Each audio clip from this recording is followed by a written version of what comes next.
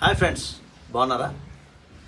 ఈ మధ్య micro Greens దాని గురించి అందరం అలవాటు చేసుకుంటున్నాం. దాని గురించి ఇంపార్టెన్స్ తెలుసుకుంటున్నాం. ఈరోజు దాని గురించి మనం ఒక చిన్న షార్ట్లో తెలుసుకుందాం. ఓకే ఫ్రెండ్స్, చూడండి. ఈరోజు మనం కొన్ని మైక్రో గ్రీన్స్ కోసం కొన్ని విత్తనాలు నాటుకుందాం. ఒకసారి చూడండి. అలాగా వీటినే సూక్ష్మ పోషకాలు అంటారు. మొలకెత్తే విత్తనాలు కొద్దిగా మొలకలు వస్తే మనం వినియోగిస్తుంటాం. కానీ మైక్రోగ్రీన్స్ అయితే అలా కాదు, కొద్దిగా ఎక్కువ రోజులు ఉంచి దీన్ని వినియోగించుకోవాలి. ముఖ్యంగా ఏంటంటే దీనివల్ల పోషకాహార లోపం నివారిస్తుంది అన్నమాట.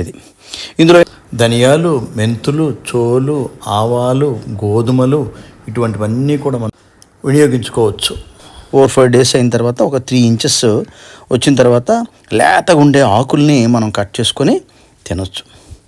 అయితే కొందరు మాత్రం అంత టేస్ట్గా లేదనుకుంటారు. కానీ మనం దానిలో కొద్దిగా ఖర్జూరం కానీ లేదా తేనె కానీ ఎటువంటి వేసి కూడా తీసుకోవచ్చు, లేదా సలాడ్గా చేసుకోవచ్చు, లేదా జొన్న, రాగి పిండి ఇలాంటి వాటిలో కలిపి చిన్న పూలకాలుగా కూడా చేసుకోవచ్చు.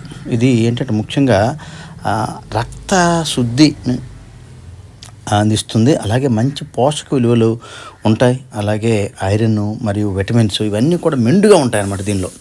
అందుకు ఇప్పుడు ఇది బాగా ప్రాచుర్యమైంది. ఈ మైక్రోగ్రీన్స్ గురించి బాగా విరివిగా అందరూ కూడా వాడుతున్నారు.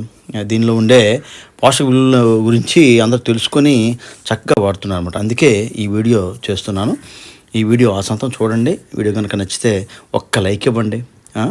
కొత్త వాళ్ళైతే సబ్స్క్రైబ్ చేసుకోండి.